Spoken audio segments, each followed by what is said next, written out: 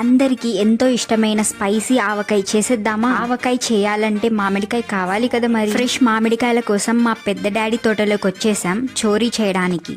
Time ఏమో 12 అవుతుంది, కానీ ఎండ మాత్రం అట్లా ఇట్లా లేదు. సూర్యదేవుడు స్ట్రా వేసుకొని ఎనర్జీ మొత్తం లాగేస్తున్నాడు. పెద్ద డాడీ ఫ్రెండ్ ఎండ లేదు ఏమీ లేదు అని చెట్టెక్కి మరి కాయలు తెంపేస్తున్నారు. మామిడికాయలు అన్ని తీసేసుకొని ఇంటికి తెచ్చిన కాయలు అన్నిటినీ నీట్గా వాటర్లో క్లీన్ చేసేసి ఒక క్లాత్ తీసుకొని ఆ వాటర్ అంతా తుడిచేసి పెట్టేస్తున్నారు అమ్మ పెద్దమ్మ. ఈ మామిడికాయలని చూస్తా ఉంటే ఒక సీన్ గుర్తొస్తుంది నాకు. వేడి అన్నంలో ఈ ఆవకాయ వేసుకుని కాసంత నెయ్యి తగిలించి అలాగా కలిపి తింటాము. ఈ పికిల్ పెట్టడం అయ్యాక నేను కూడా వేడి వేడి అన్నంలోకి ఆవకాయ వేసుకొని తినాలి ఖచ్చితంగా.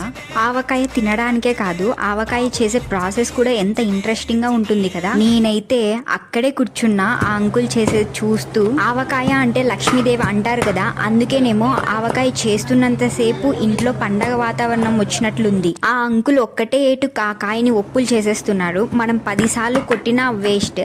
అందుకే చిన్నగా జారుకున్న అక్కడి నుంచి మళ్ళీ పరువు పోతుందేమో. అట్లేం లేదండి, నా దగ్గర ఉన్న కత్తి షార్ప్ గా లేదంతే. ఫైనలీ అన్ని కాయలు ముక్కలు చేసేసాం. అన్ని కట్ చేసేసరికి నైట్ అయిపోయింది.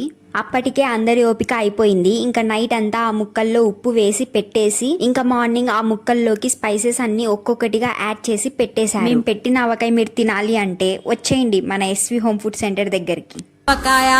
ఆంజనేయ కథ మొదలెట్టినాడు చూడారయ్యా, శక్తినంతా కూడగట్టి చెట్టు దులిపినాడు అంజయ్య. ఎర్ర ఛాయ ఎర్ర